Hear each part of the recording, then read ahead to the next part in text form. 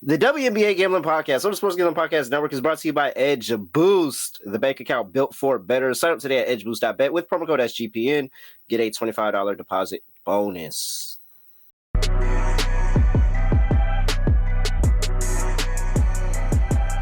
Yes, sir. We are back with another edition of the WNBA Gambling Podcast on the Sports Gambling Podcast Network. No me, no the voice, no guys, me, Villanelle Terrell, Furman Jr. here at your service.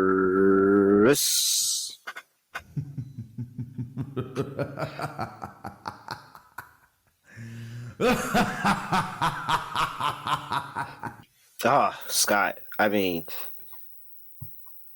the W is just amazing. Absolutely hilarious. I think it's funny that so many people are talking about how Caitlin Clark has impacted ticket sales. And it's like, actually, no, she's not. The WNBA got their money months ago from y'all. Anything you're doing now is just like your own personal trying to sell your ticket, and you're the only person being impacted by that. I never understood it, Scott, how they would say, oh, the WNBA is losing money because she's not playing. They're not. The tickets were bought months ago. The check's been cashed. Everybody else that was jacking up the prices, and those are the people I don't feel bad for. Those people that are jacking up $50 tickets all the way up to $300. Those are the people I don't feel bad for. So if you lost your money, I don't feel bad. You never tried to do that for concert tickets? No, actually, I am a real stand-up guy. There was a time that I was in Charlotte. Story time real quick. Time I was in Charlotte, and it was a Lil Yachty concert, and I had 2 tickets. I can't remember why I had 2 tickets, but I had 2 tickets, and me and a friend went, and she already had a ticket, so I had an extra ticket. And I was just standing there in line, like, and I heard somebody saying, man, we just trying to wait out here for somebody that's selling tickets. And I turned around like, I'm selling tickets. And they're like, how much? And I was like, just give me what I paid for it. What? That's like the worst negotiating I've ever heard, by the way. Yeah. You're just trying to be a stand-up guy. I mean, it was Lil Yachty in like freaking 2015, 2016. Like, who's paying $100 for a Lil Yachty ticket? It was like a $50 ticket. I was like, give me my $50. I'm just saying, you could have set the starting bid a little bit higher than that, but it's fine. Man, sometimes you just don't want to do people like that, man. Sometimes I wasn't thinking about it. I was thinking about my $50 that I spent that I didn't need to spend. I probably could have gotten a little bit more out of them, but nah. It's fine. It's all good. It's cool. And you know what? That good karma probably came back at some point. Hopefully. Probably. All right. Scott Studio Right Show. Scott, what's going on? Scotty, beat me up. Surprise. Yeah, can't complain. Got a sweep last episode. In fact, it's pretty lucky easy. You. Yeah, ended up having Ryan Howard on the rebounds of 4.5. It's a joke of a line when Griner doesn't play. She had a monster game on the boards again. For my dog, same game parlay. We did end up picking the Liberty to destroy the Valkyries, so I bet it twice. I had the Liberty alt spread with the team total under for the Valkyries. That paid at a plus 160. Never in doubt, they won by like 30. I was only concerned that they were going to no-show the fourth quarter, and they didn't. They killed them. So never in doubt, nice sweep for me. So can't complain. What was I? Oh yeah, here, take your. Thanks. You get that. When you get one of those, I get one of these. How about if you sweep it out? What's the point? You know, Scott, Can't do anything right. it's really frustrating. Mm. The Mercury actually put themselves in position to cover that game. They couldn't grab a rebound. That's why you lost. They couldn't grab a rebound at the end of the game. And because I also bet the team total over on my other show, and so I tried to figure. I got greedy. That's what I got greedy. I tried to bet them twice, and I ended up taking the spread here. It didn't hit. It didn't matter for your lock and dog picks. At least you got the Sparks team total. Yeah, I did. Could be worse. And that was a sweat and a half. Yeah, it was. All right, we got a guest. We got a bunch of games. We got a lot of content to get through here in not so little time, and we're going to bring all of that through. But first, got to remind you that Sean and Ryan are going to be ripping packs live next Monday night on air. They'll be breaking open a case of Panini Prisms with DAPS, and you can get 10% off your favorite team with promo code SGPN. Go to sportsgamblingpodcast.com/break to get in on the action. Scott, I'd be pissed if I got a pack and it didn't have anything in there. Like, I don't want any of those comments. When I open a pack, I want a legendary, or I want like a, what do they call it? Legendary? Hologram? Yeah. Whatever. Do you remember, have you seen Are We There Yet? Yes. Yes, you remember the card that like the what was it, a holographic Yao Ming card or something like that? That would That he go for a traded. decent amount nowadays. Yo, how much is that worth? Because he traded his card to get fixed for that. Yao Ming hologram card. How much was that? I forgot about that movie. They made 2 of them, right?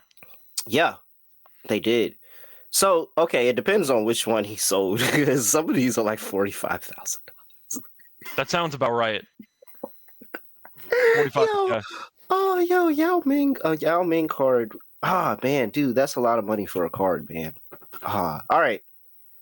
We got my guy Flo here with us, breaking down some of the games. Scott, I'm sorry. I thought I had this figured out of how I was bringing Flo on, and I didn't. Oh, no, I got it. Welcome, Stephen Flo Rival, whatever. How do you pronounce it, Flo? Yeah, you're good. Can you have us? That's what. Oh man, yeah, I can't hear you guys. Maybe something on my end. I swear we're sitting here. We're like, yo, we're talking, like we're having the conversation. We're talking about, are we there yet? And he muted us. It happens. Yeah. He didn't want to hear that conversation. But Flo's over it already here. It's a big WNBA link up here. What was the name of the second one? It was "Are We There Yet?" And there was another. Are we home yet? Are we home yet? That's right. Because they bought a house. Had the trip. Yeah. Okay. That's right. Yeah, they bought a house and they got married and it was like the dude from like House was on the show or something like that. Okay. All right, Flo's gonna restart then come back. It's all good. I swear it worked before we hit the live button. Hey, no, it really was. We were just talking. Like, we was literally just having a conversation. So, I don't know. I don't know what's up with that, but we'll get Flo back in here. But let's go ahead and talk about some things going on tonight because we do actually – this is a show for Friday's games here, Scott. Thursday, we got a couple of games on the slate. The Wings are playing the Sky. Our Liberty are playing the Valkyrie. Scott, just a quick glance over at both games. Real quick injury news for both teams. You got Haley Van Link is going to be able to play in this game for the Sky, and Jacquel Jones and Ira Sabali are both out for the Valkyrie. I mean, not for the Valkyries, for the Liberty. And so it will be Kennedy Burke in the starting lineup. By the way, the sequel was "Are We Done Yet?" Not "Are We Home Yet?" Oh, yeah, because they were rebuilding the home. Are we done yet? Yeah, okay. That was it. So, dang, I'm weak. Are we home yet? I'm over here mixing shows and movies together. That's fine. Whatever. Scott, everything is up for grabs on the slate here tonight on a Thursday before we start talking about the Friday games. Anything here you like in particular? Well, I know that you are a man of the deja vu principle, so I'm guessing you're on the Valkyries tonight. I am not on the Valkyries. I took the under in the game, figuring that they weren't going to be able to score again, and we'd probably see some better on their side here. All right, Flo, are you back? Can you hear us? Loud and clear. All right, there we go. Beautiful. Great to have you here. Shout the people out. Tell the people where you're from. Appreciate you guys for having me. Definitely been following you guys for a minute. I'm from Queens, but you can follow me on Twitter at Stephen Florval. My friends just call me Flo, so everyone could just call me Flo. You know, just don't call me Steven. I hate getting called. Don't call me my first name, please. Yeah. I am one. My name's Stephen like Curry, and then people call me Steven, and like then we're not cool. You know, and that's how I am with the Terrell and Terrell, and it's like, no, it's not Terrell. Like, there's literally one guy in the world that goes by Terrell, and everybody else assumes that we all like that. All right, Flo. Well, I threw it over to Scott first. Scott, anything else that you were talking about that you liked on the slate here? Yeah, I thought about the over in the Wings and Sky game, but that implies that the Sky can actually score points, but the Wings can't guard anybody. If you give up that many points to Connecticut, I'm assuming every game you play is going to be a track meet at this point, and the Sky aren't good defensively either. I like the over in that game. I see points.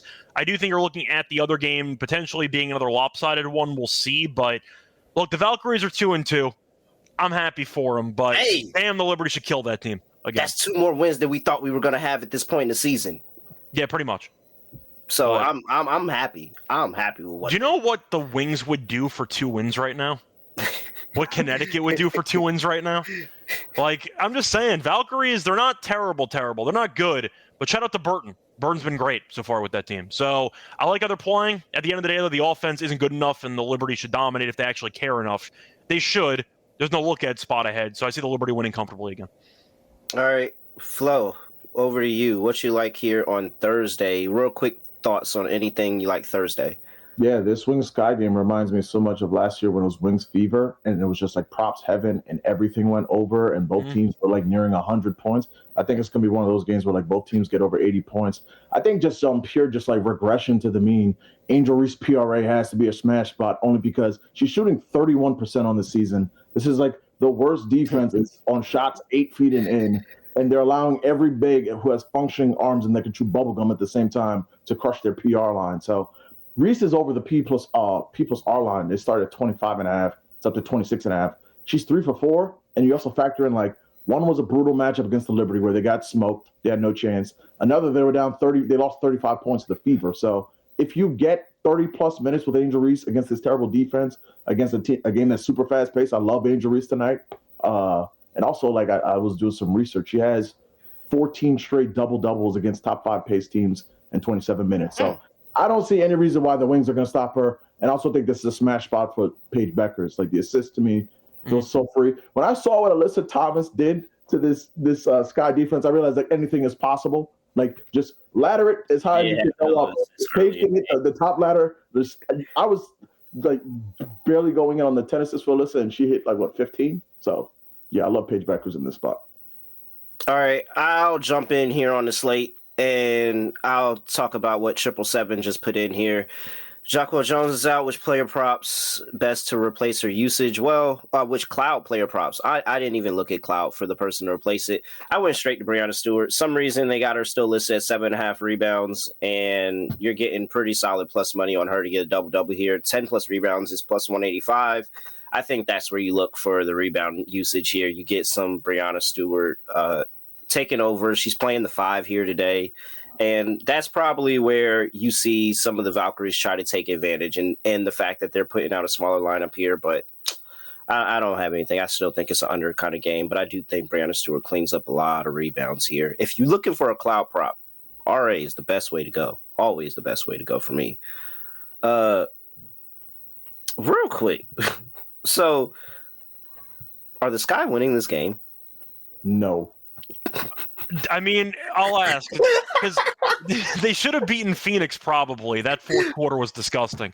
The Wings beat Connecticut. Congratulations, I guess. I mean, you got a win on the schedule. And it was like a million revenge games in that game. Like you had Kurt Miller, Dejanay Carrington, Ty Harris. On the other side, Marina Mabe. Like that was a crazy – it was so many players from both sides. I guess the question I'm going to ask, though, is if Chicago doesn't win this game, when are they ever going to win a game besides potentially against the Valkyrie and against the Sun? Because this team is in a danger zone where they might end up with like 10 wins the entire season. They're running out of games. And let's throw this in there, Scott. This is the first game of a deja vu set. It's a home and home. So next game is in Dallas on Saturday. Okay. It's just that the fact that I can't tell you to take the dog in the first matchup because the line's been flip-flopping +1 all day. Yeah. I think I'll go for the home team split. I'll pick Chicago tonight. No chance I bet it. 0% chance I bet on this team. But I can see them splitting because I think both teams aren't very good. When you have two teams that are that bad defensively, you could just get chaos if you just make some open shots. I'll give Chicago the benefit of the doubt at home. So I'll go Chicago tonight and Dallas in the second game. Yeah, that's kind of more or less like where I stand. I just don't understand like what the identity of the Sky team is. Like with Tyler Marsh, like Courtney Vandersloot gets to take 5 threes one game. Then Keaton Nurse gets to take 6 threes one game. Then Ariel Atkins has a 10% usage in the last game. They're running the offense through Ariel Atkins until the fourth quarter where they need to win the games where Ariel Atkins gets to get standing in the corner again. I'm just always a hater of the Chicago Sky because like I like the players on this team. I just don't understand the system.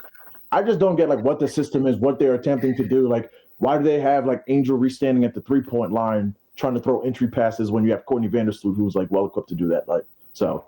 Yeah, I'm just a Chicago Sky hater until they like. I also question the pairing of Reese and Camilla because I just don't see it working between the two of them. So that's a whole separate point. Oh my God, I can't believe I'm sitting in a therapy session about the Chicago Sky right now. All right, let's go talk about the games actually happening on Friday here. Oh man, first before we do that though, gotta talk to you about Edge Boost. They are. Oh wait, wrong. Wow, I pulled up the wrong ad reads. That's for the other show. There we go. Edge Boost, the first ever bank account built for bettors, ensuring all gambling transactions are approved. No usage fees, no minimums, earn cashback rewards. 100% approval for all betting deposits. Sign up today at edgeboost.bet with promo code SGPN. Deposit $25 and Edge Boost will match the deposit. That's edgeboost.bet, promo code SGPN. Underdog's going long for the NBA playoffs here. With their extender bonus, we're here in game 5. I mean, I told you, Scott. I feel like I don't know how they gonna do it in game 5, but I don't think the Pacers have the heart to get them off of their home floor yet again. I really don't. And so here we are. The extender bonus might get one more game. 90% bonus in game 6 if we get one more game. Keep tapping in. Keep using your extender bonus. 80% bonus here tonight for the next game. Or you could throw some WNBA into your underdog lineup, and, it will still take the 80% bonus. Don't sell underdog. I told you that, though. Make sure you use that promo code NBA SGPN and claim your special pick and first-time deposit offer up to $1,000 in bonus credits. UnderddogFantasy.com. Promo code NBA SGPN. All right. Had to interrupt that kill session on the Chicago Sky right there. Can't let these two anywhere near each other talking about the Sky. Connecticut Sun on the road going to play the Indiana Fever in our first game here on a Friday, 7:30 p.m. on the East Coast. Indiana Fever are laying 12 at home here.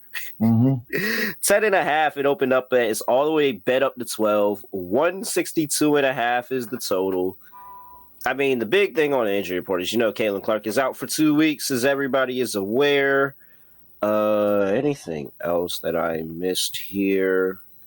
Yes, the Sun are really bad at basketball. Yeah. They're kind of bad at basketball. I wouldn't say really. I wouldn't say really bad. I'm not sure they get to 10 wins. Yeah, I don't know if they get to 10 wins either. But what I will say is, this line is insane. This is 12 points. Marina Mabry is questionable for the game. Olivia Nelson-Ododa is also questionable for the game. So, I mean, if those actually go negative, then I guess I could see what you're saying here with laying 12. But ultimately, in one game, I thought that the books would not give Indiana the respect of being a good team, because Caitlin Clark was out. However, they're clearly giving them that respect. They made them 12-point favorites here. I'm going to kick it over to our guest, Scott. Flo, what do you like here in this game? Fever laying 12 against the Sun. I like the Fever in this spot simply because the Sun are disgraceful. And what I saw against the Dallas Wings last game was an atrocity. They gave up 109 points at home to the Dallas Wings, who had a rotation of 10 players. And if you have no Nelson-Ododa or Marina Mabry, I think it's going to get spooky very quickly. It's going to be a team led by maybe Sanaya Rivers, maybe taking the most shots in this game. And I also think they're running into kind of the revenge factor again, DeWanna Bonner. Clearly, Stephanie White wants to give her a pronounced role. She played over Natasha Howard in that second half against the Mystics. And I just think this is a better matchup for Aaliyah Boston to probably get going again. Last game, she was in hell with Shakira Austin and Kiki Irifan and that entire front court. So I love the Fever in this spot because I just think we might be looking after the Valkyrie at the worst team in the league. And if Mabry's not in there, then how are they going to score points? So, yeah, 12 is a lot of points, but I do like the Fever in this spot, though. Scott? I think I agree. I think I'd rather potentially go with the under in this game, because we saw the Fever's offense basically look pretty underwhelming for most of that game. They scored 24 in the fourth quarter. They had less than 18 points in 2 out of the first 3 quarters. Yep. I just don't trust this offense without Caitlin running the entire show. Bonner gave them 21, which I don't think anybody saw coming, and they still only scored 77. That's not a good sign. As for Connecticut, they're not great offensively anyway. They were good last game in that track meet, but Mabry might not play. She's one of the only floor spacers on the court for that team. She's very streaky anyway, but at least she creates better spacing for the other players around her. And with her potentially missing this game, I don't know how the Sun are going to score, because Tina Charles takes a ton of shots. She's shooting about 44% from the floor. She has not looked very good so far this season. I don't see any guards on the roster that I actually like if Mabry doesn't play. And I feel like you're looking at what could be a lower scoring game. But the Fever defensively were not good. Think that they're going to have a little bit of pride here against the bottom feeder in the league at this point. In a good get-up spot, I don't want to say revenge angle, but a more like an anger game. Take some frustrations out, try to beat up on the worst team in the league at home. I'll go with the under in this game, but I'll go with the Fever as well. I just don't think the Sun can score enough points. So I don't mind maybe a team total, but I'll go with the under as my main thought. Okay. I am not taking anything away from the Washington Mystics, because I think that they are a pretty good team. And I think very, very soon here, matter of fact, this episode, there should be some discussions about them being a playoff team. Don't even think about disrespecting my girl Kiki. Don't even think about it. Never. Don't even think about it. Never. I would never let anybody disrespect her. But with that all being said, the Fever offense looked really, really bad. Like, they could not get Aaliyah Boston the ball at all. Aaliyah Boston under should actually be talked about right now because there was literally an incompetence of being able to get her the ball in space. If Marina Mabry and O&O play, I feel fairly good about you guys being wrong about this. And so I'm on Connecticut plus the points. Because that is a crazy amount of points to lay with the Fever right now. And their offense looked very, very incompetent. Like, really, really incompetent. The defense, I think, is going to be good. I think that it is interesting, the Steph White revenge game here against the Connecticut Sun. And I do think that from hearing from what Olivia Nelson-Ododo talked about the team and how the team was different, there could be a little bit of a get up of, hey, let's go show this coach that went and gutted this team. Let's get up and let's make this a close game, especially without Caitlin Clark in the lineup. There's so many storylines that I could see of this upstart Connecticut Sun team who went on the road to Minnesota, I might add, and gave them a game for 3 7/8. I said 7/8. Yeah, I'll give you 3.5. 3.5 quarters. Yeah. Give me this Connecticut Sun team. To play devil's advocate there, I did back them when the Dream were on a back-to-back, and they lost by like 20 points in the second half. So I tried to back Connecticut in a good spot, and they no-showed a game with no Griner against a team on a back-to-back. So I'm good. I'm rooting for you, but I can't take Connecticut anymore. I'm done. We might just have to catch them when they're like super large favorites, and people are completely underestimated. I feel like this is a spot everybody's underestimating them, and they get up. I randomly will take Connecticut here. I'm not betting that, of course, no way. But I just prevented. We're underestimating them. I think we're just estimating them because Flo and I think they're just the worst team in the league, probably. No, they clearly are. They are. But Indiana should not be laying double digits here. Okay. I thought this was going to be like 7. So you like the under, though, because you mentioned the Fever's offense. Oh, dude, nobody's scoring anything in this game. Yeah, not even Connecticut. Under 162.5. Very, very good play here. My issue with the Sun is like they don't have a secondary plan on offense. It just feels like it's like we give it to Charles, we give it to Mabry, and if that doesn't work, we give it back to Charles so she can shoot it 7 more times and miss. Like, I just don't get the semblance. Like, maybe they run some JC Sheldon. I really like Sanaya Rivers. Like, she gets hot at times, but I just don't see, like, to your point, like where the offense is coming from this one. But I also do think it's like a get right spot for a player like Kelsey Mitchell, who was in hell last game. Like, Brittany Sykes gave her zero breathing room. So this just feels like a get right game Friday night at home. Make some 3-pointers. You'll have all the usage in the world. And I just think you can see a game like maybe Kelsey Mitchell goes for like 20-25. Bonner throws in a couple threes. Aaliyah Boston, I agree. Like, they don't know how to get her the ball. It looks like rookie Aaliyah Boston, pre-Caitlin Clark, where they couldn't even throw an entry pass on the post. But her assist had been something where without Caitlin Clark, you saw she has the usage and the user in that point forward role. So I do think the Fever like have enough to just like bury this Sun team and just get them out of here quickly. We'll see. We'll see. All right. With that being said, we don't have props or any lines on anything, I don't think. Maybe somebody in the chat sees something in offshore that they can tell me about. But what I will say is that I really just don't trust anybody to score in this game. Like, I really don't. I think that this is going to be an ugly, ugly, disgusting game of basketball. And so I would tell you Natasha Howard rebounds, but I mean, I can't trust anything Stephanie White does anymore. Yep. Scott, do you know that she sat Natasha Howard for basically the whole second half? Oh, I know. After she played 17 minutes. I know. She had like, double digits in the first half. She had like 5 rebounds, 6 rebounds at the end of the half. Didn't play her. Just didn't play her. And she wasn't even like Julius Randling the game. I thought she actually looked like she wanted to be there. She was trying. She did. Yeah. Scott, the line was 6.5. She had 5 at halftime, grabs the 6th one with like 8 to go in the third quarter, and never to be seen again. No. really... And at no point watching the Fever struggle was I going, oh, it's clearly Natasha Howard's fault. I'm like, what?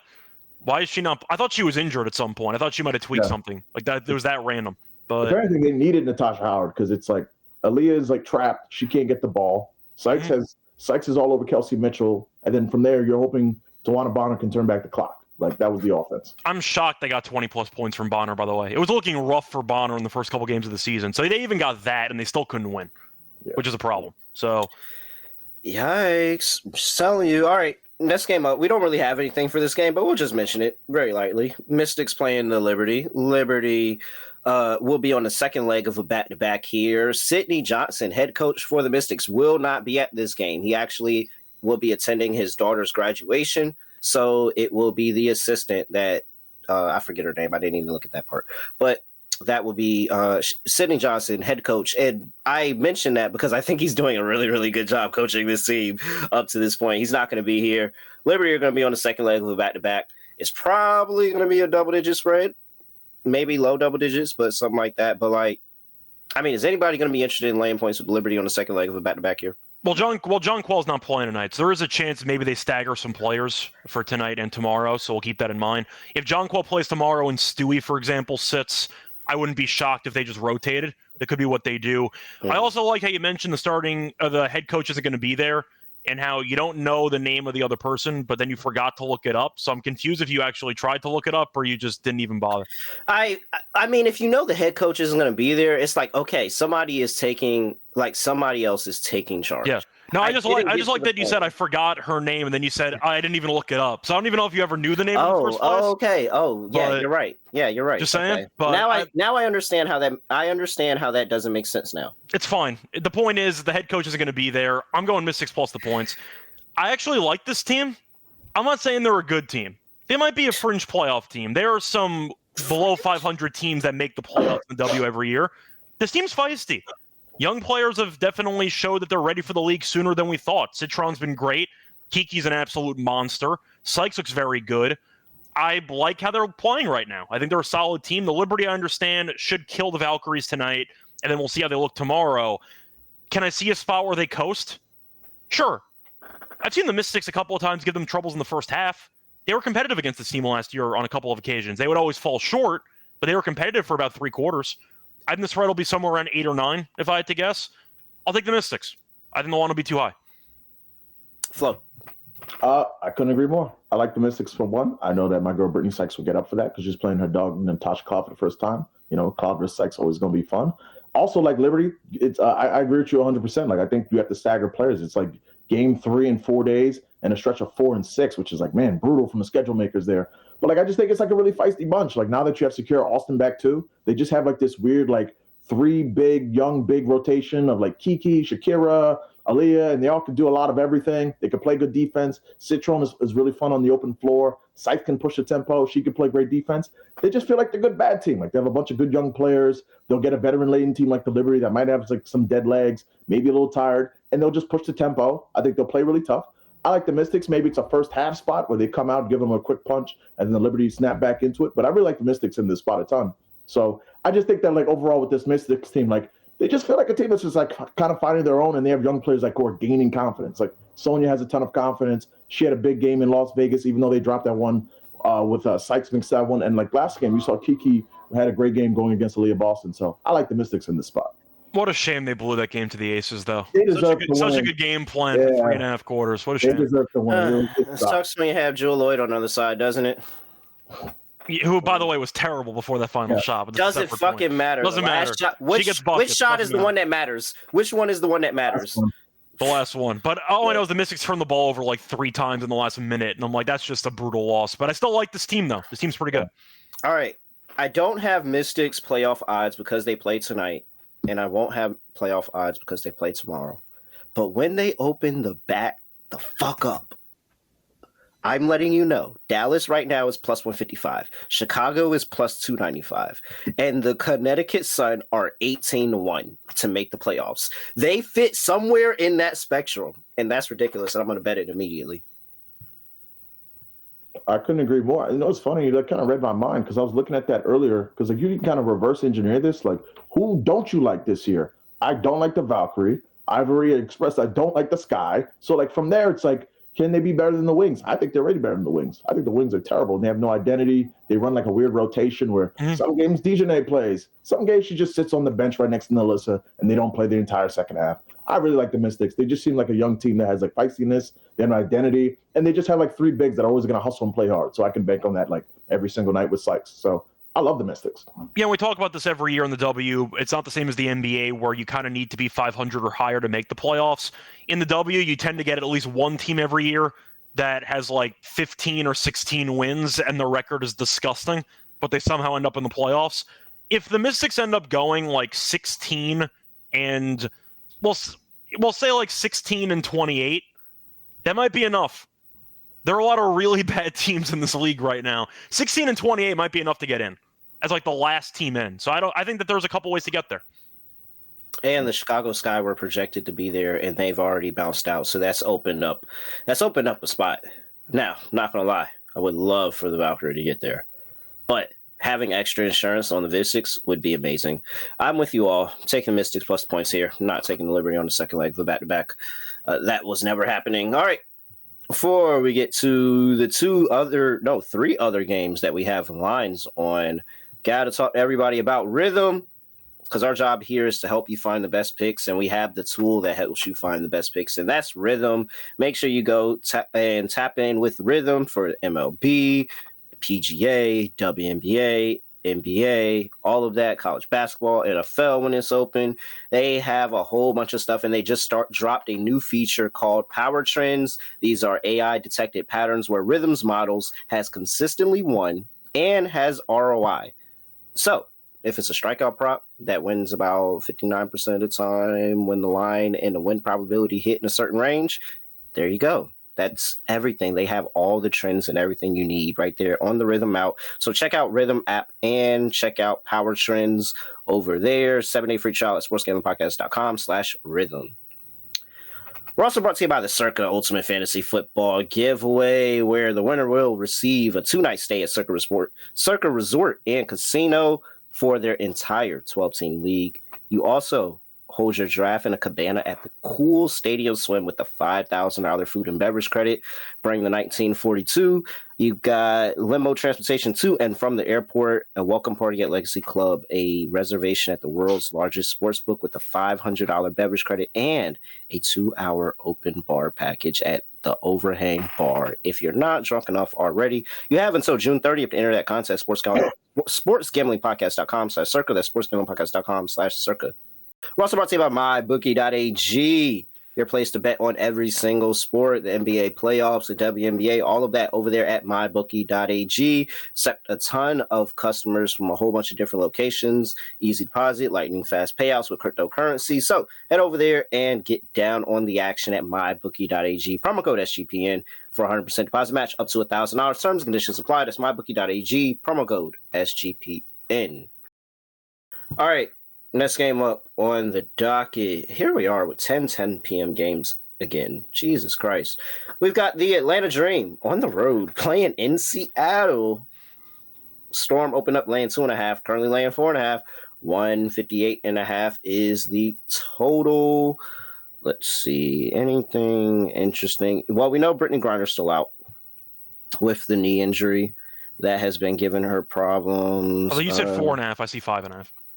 Is it a 5.5 out here? I see a couple 5.5s. Oh, okay. All right. Call it 5.5. Nothing else here for the injury report, but keep an eye on that Brittany Griner injury that's had her out for the past couple of games here. See if she's able to make a return here. All right, Scott. I mean, you know, this is my team. One of my mini teams. Are they back? They hung in there against Minnesota. They covered. They didn't win. They did, and they did cover. They also blew my fucking under, too. Well, nobody's perfect, but they tried their best out there. We'll give them a little. All right. Here are my thoughts. The Atlanta Dream gotta bottom out at some point. They have had a lot going on over the past couple of days.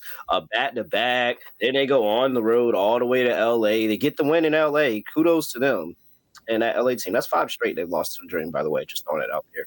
Mm-hmm. Now they're going up to play Seattle, where I do think that they're going to find maybe the best defense that they played yet. We could have a conversation about the Fever, but it's one of the better defenses they played yet here against this Seattle team. I think Seattle's going to be able to get it done here against the Dream here, Scott. Yeah, I'm with you. I think Seattle's been good.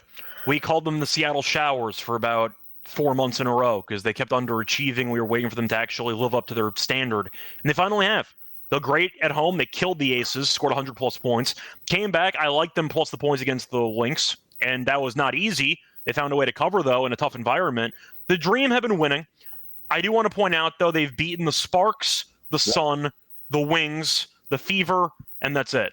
So they really haven't beaten anybody. The Fever's a good win. Props on the Fever win, that counts. But besides that, the Sparks have been kind of underwhelming. Yeah. The Suns stink. I'm not going to read too much into it. Didn't even mention the Wings. They're not even worth my time. But I do think for this matchup, the Storm are looking like they're figuring it out. Gabby's been great recently. I still like, of course, Diggins, who's been great. Remove the Smith, Skyward Diggins there. I think she's been very good.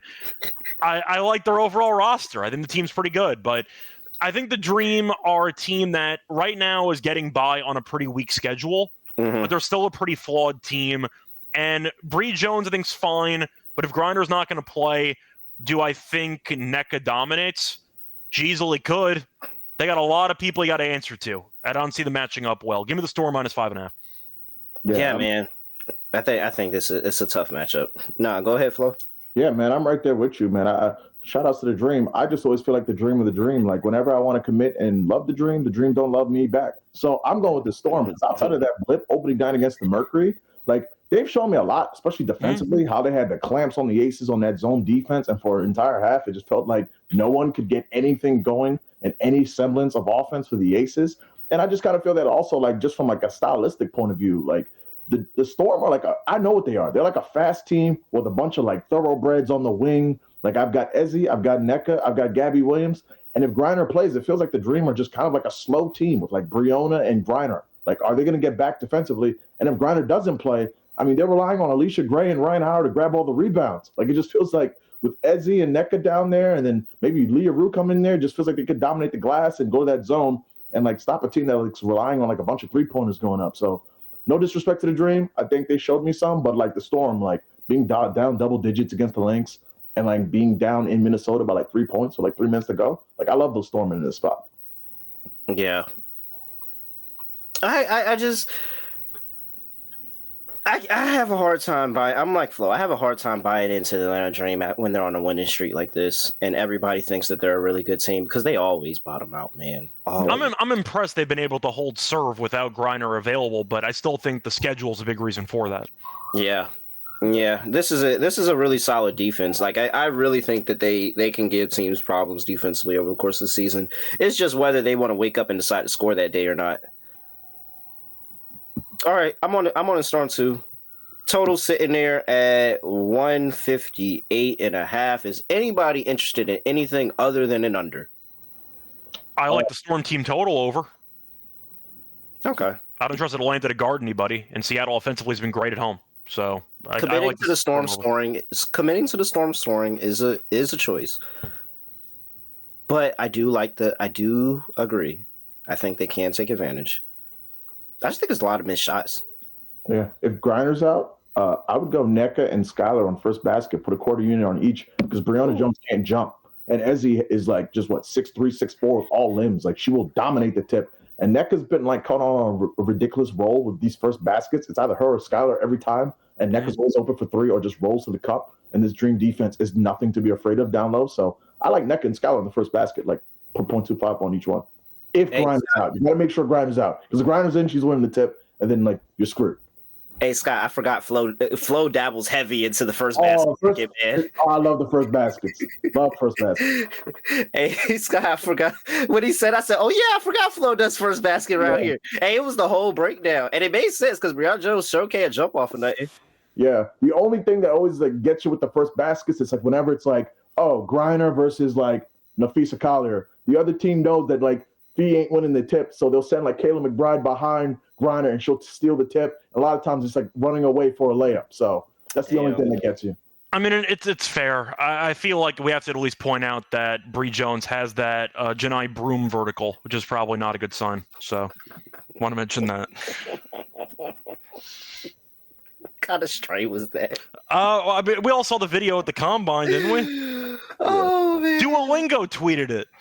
This is and mentioned Chinese. Duolingo's. Oh, that's crazy. That is crazy. Duolingo retweeted the vertical jump where he got none of the actual things you have to touch and said it's never too late to learn Chinese. That was Duolingo, which is absolutely wild, but that was definitely a thing on social media. But anyway, I'd be so annoyed. All right, let's get to the next one. Minnesota Lynx on the road, going to play the Phoenix Mercury in the Valley. Minnesota Lynx laying 5.5 here. 159 is the total. Let's see. MAM is probable from what I saw. Looks like she's going to be able to play. I don't have anything else pertinent for this one. So let's call it what it is. Mercury laying 5 here. Flo. Do the the Lynx are laying 5. Do the Lynx keep up the undefeated streak? I think so. I think like with Kayla McBride now back, I mean, there wasn't even like a reacclimation period. She just went right back in there full force 30 after like one practice, and she looked magnificent.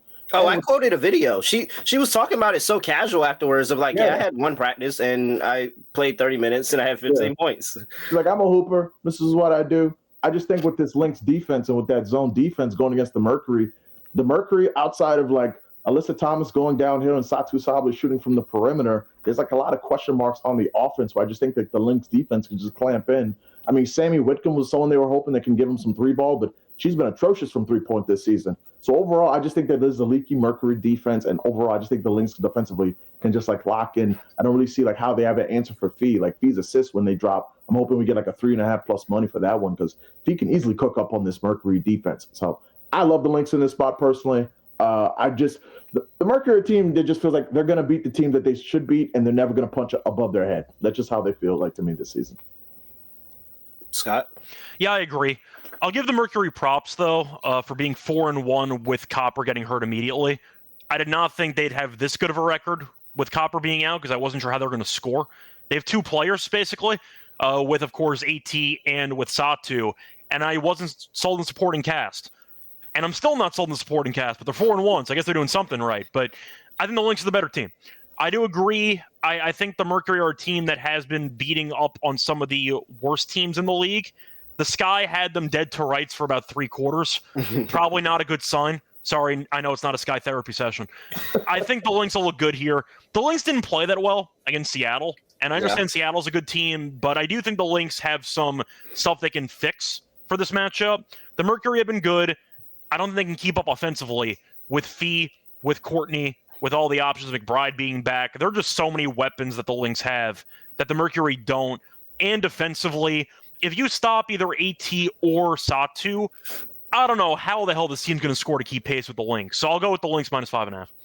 And that's what it is for me. Like, there's just too many options. All right, you stop Fee. Then you got to worry about Caitlin McBride. Then you got Courtney Williams. Then you got Alana Smith. Then you got Bridget Carlton. Like, you got all these options. Then you got the giant Jessica Shepard coming off the bench. Like, you got so many things that you've got to worry about that I'm sure Tibbs is going to be, like, trying to rip his hair out, figuring out how they're going to get all this action defensively. I think that Minnesota runs the score up on them. I like a Minnesota team total over in this one. I like Minnesota laying points. I think it's this is the Mercury's, hey, let's see how we stack up against, a team that was in WNBA finals last year. And then they're going to very quickly realize they don't stack up well. Not at all. I like the Mercury first 5 games. I did, but this is a little bit too high for them to climb. So I like the Lynx here as well. Lynx laying 5.5. I'm with all of you. Anything else on the total? It looks like it's going down, actually. Open up 162.5. It's down to 159.5. So it looks like they're expecting a Lynx masterclass defensively here. That's what I'm expecting. Yeah, I mean, we just talked about if you shut down one of the 2 players, the main people on this team, they're screwed. I just see that happening. So I'll go with the under. Yeah, that one feels the easiest. Oh, man, they're going to set Fee at 24.5 again, Scott. They'll never learn. Yeah, no, she's going to score 30 in this one. This is the 30 game. This is the one you ladder Fee. She's scoring 30 here. MVP. All right. Let's see. Next game up, last game up. It's a good one. The Los Angeles Sparks on the road going to play the Las Vegas Aces. Aces open up laying 9.5, currently laying 8.5. 165 is the total. Let's just go ahead and set the battle space for everybody. I would like to read off the last 5 games between the Sparks and the Aces. Sparks win 78-72 as a 16-point dog. They then end up losing 89-82 as an 18-point dog. Then they got a win again, 96-92 as a 10-point dog. And they got another win, 98-93 as a 13-point dog. And then they took a loss, and they still covered the spread. They were 16.5-point dogs. They lost by 16. I mean, Scott, we talked about this last year. This is just not their matchup. And now you're telling me Kelsey Plum is on the other side? Oh, this is just not their matchup. This team destroys the Aces. I mean, I'm going to go with it from a different approach because you're mentioning the historical aspect of it. I don't think the Aces are that good. I'm going to take that approach instead. I understand that the Storm and the Liberty are 2 solid teams. The Liberty are probably the best team in the league. Like, I get it. They are atrocious defensively. They can't stop anybody. And the one win they had against the Mystics that, once again, they're 2-2. One of those wins was against Connecticut, who's a fake basketball team. The other one is a game they should have lost to against the Mystics because they were getting killed for about 3 quarters. This team's not very good. And I understand that it might take some time to get Jewel up to speed and trying to replace Kelsey in terms of chemistry, figuring stuff out. They look awful. I'm not saying the Sparks look good either, but I'm not laying 8.5. I think the Aces are a team that I will wait until they show some signs of improvement before I back them. But they're going to be laying in every single game, and they don't really pass the eye test for me. The Sparks are okay. They're not good either. They're 2-4. But I do think they can do enough offensively to keep this game close. I'll go with the dog here, not even including the head-to-head history, but because the Aces have been very unimpressive, and I don't want to lay 8.5 with a team that doesn't guard anybody. So I'll take the Sparks plus 8.5. Flo, what you got? Man, I couldn't agree more. This Aces team is so disappointing. I came into the season gassing up, oh, here come the 96 Chicago Bulls, and they can't stop a nosebleed. First off, it is very alarming to me. Like, that Mystics game was extremely alarming to me because, like, when I saw what Kiki Iriafen and what Sonya was doing to that backcourt and Kiki down low, so y'all just on this time when y'all not going to stop anybody. So you have a double revenge game because whenever De'Arica Hamby sees the Aces, you know it's smoke. You gave them that work last year 3 times. So you have Hamby's going to give him that work. Plum, you already know. Plum is coming into that game, a full night of sleep. I just saw her on IG. She got like 6 colorways from Sabrina Ionescu. You know she's going to be up for this one. I'm right. I'm not going to say I'm going to take the Aces, the Sparks plus 8.5, but I do lean that way. And I don't even know what Rakia Jackson. Are we getting more like 20, 25 minutes Rakia? Because, like, the one thing that sticks out with this matchup is, like, the Sparks are going to have a lot of confidence in this game. Like, they will not be intimidated by Jewel Lloyd or Asia Wilson or any of these Aces. Like, last year, I want to say they, like, won a late-season game with Rakia Jackson starring in that game in L.A. So I like the Sparks in this spot. This Aces defense, the paint is one of the 2 or 3 worst paint defenses in the league, which is crazy to say with Asia Wilson there. And overall, like, their backcourt defense is atrocious. Jewel Lloyd is a cone. Chelsea Gray can't get anything done with one-on-one with Kelsey Plum. So I like the Sparks in this matchup, and especially when you have Hamby and Plum, you know they're going to be up for this one. So I'm just saying, though, I know we're all friends here, but if you roast Jewel one more time, Terrell might have to fight you. I'm just saying. You know, and it's not Jewel Lloyd's fault because I don't understand like why they've turned one of the most dynamic on-ball ISO scorers into a spot-up shooter to stand in the corner and shoot 6 3-pointers. It's a disgrace. I don't understand what the offense is. The point guard's supposed to be back. I saw it on Rival. I'm hyped. And she has like less on ball as potential assistant Asia does. I don't get the offense early on, but it's a long season, but I don't get it early on. Yeah, for the record, I don't think Jewel's a good defender either, but calling her a cone in front of Terrell is dangerous work. That's all I'm saying. Terrell might fight you. That's all I'm saying. I've never tried to. Now, I will admit she's a better defender than people give her credit for, but I have never tried to defend her defense here. But all I would say is that matchups matter. And I mean, this is one of the matchups where who's going to stop her? But again, they have to choose to utilize her. They're going to stop her. The Aces aren't going to stop her because they're not choosing to utilize her, and we'll see. We'll see if they figure it out. But like, honestly, truly, there wasn't a single point that you could ever make me lay to make me take the Aces here. This is a horrible spot for the Aces. I mean, a horrible spot. This is Sparks all the way. Sparks plus 350 on the money line. dog consideration here, Scott. Very easily dog consideration here. All right. I think that pretty much made the point that we're all on the Sparks here. Very tough matchup for the Aces. I'm sure we're all on the over. Nobody's playing around. Sparks team total over. Nobody's playing around with the Aces defense here. Okay, Roger. Over. All right. Can't do an underdog lineup today, Scott. We could kind of spitball one.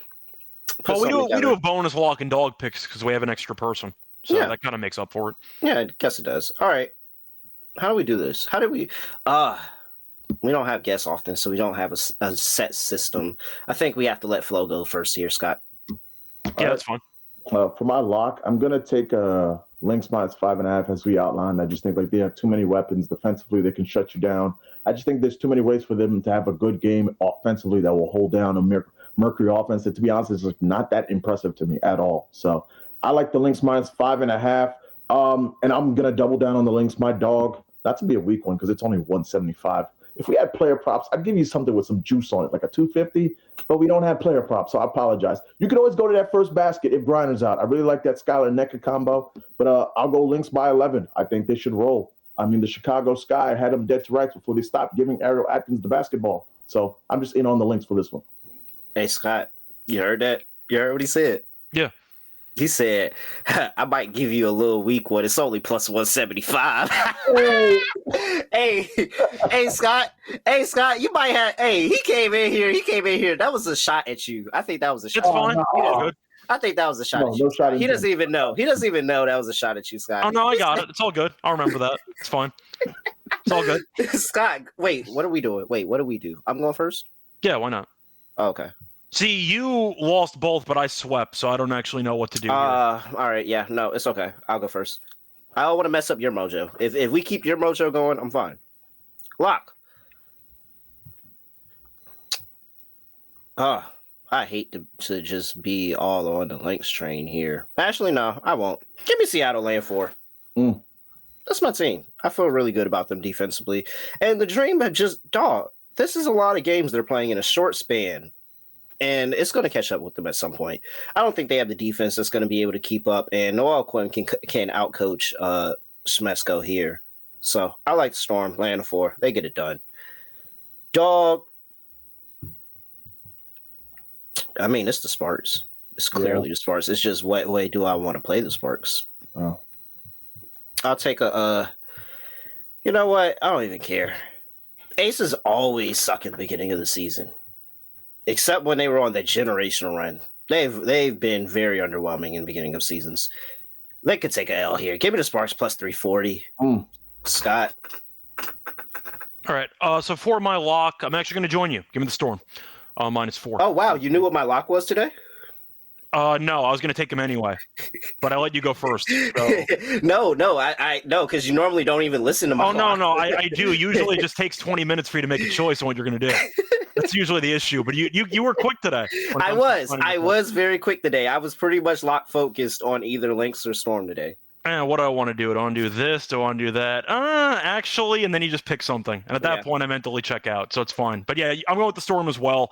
I do think at the end of the day, the Storm are in a great spot at home. They've looked like a team that we expect the Storm to look like, and that's something I want to see. The Dream, though, have had a pretty weak schedule, traveling to the West Coast. It's not a great spot, and on top of that, I think the Storm are dangerous again. So I'll go with the Storm minus 4 as my lock.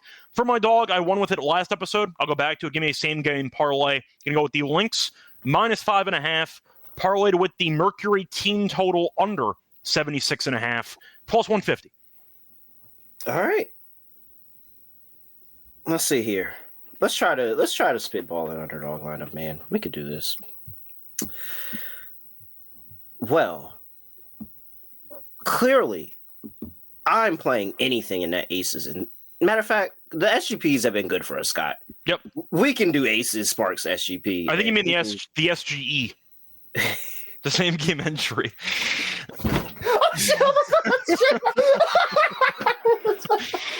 I think that's what you mean. No, because we've been saying that for a while, and I just thought about what SGP stands for. I'm like, ooh, Underdog would not like to hear that. Not at all. The SGE's been good to us. Yeah, man. The SGEs have been very good to us, man. So let's focus on the game. We know there's going to be a bunch of points in. What do we like here in this game? Well, it sounds like we like Plum and Hamby and everybody involved in the game. So it kind of comes down to what you want to go with. But do we like Plum or do we like Hamby more in this revenge game?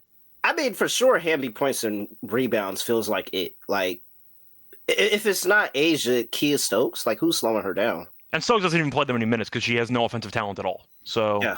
And there's a correlation with like Plum's assists, which like last game ended at 5, it opened at 5.5, but the potentials are there in all these games. Like she's in easily like 14, 15 plus potentials every game. So if you get the early line, you're probably gonna get like a plus money 5.5 of Plum most likely. Didn't Plum have like 5 in the first like quarter and a half, and then at 0 the rest of the game or something?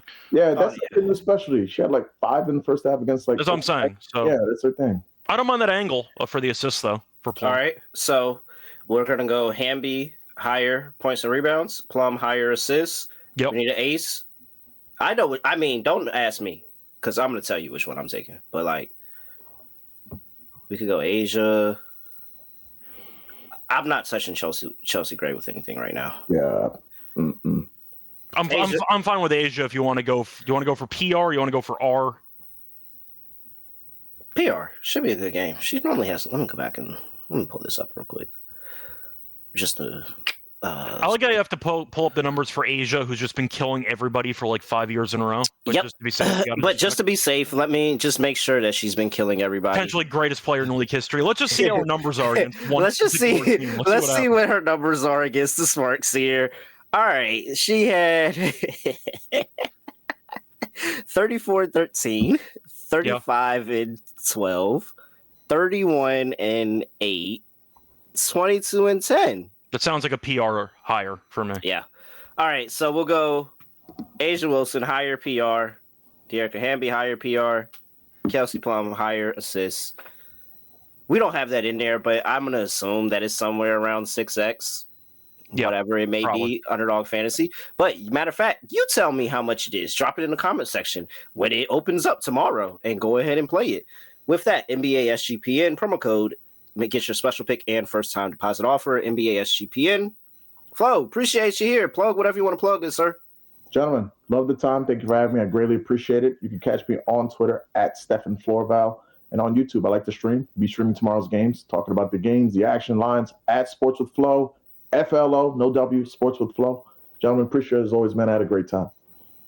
All right. Make sure you go check out Flo and his stream. Send all of our people over there. Y'all check him out too. Good stuff. We'll get him back up here. Scott, anything else for people before we get up out of here? Not really. Looking forward to the games tomorrow. I know that one of the games did start tonight.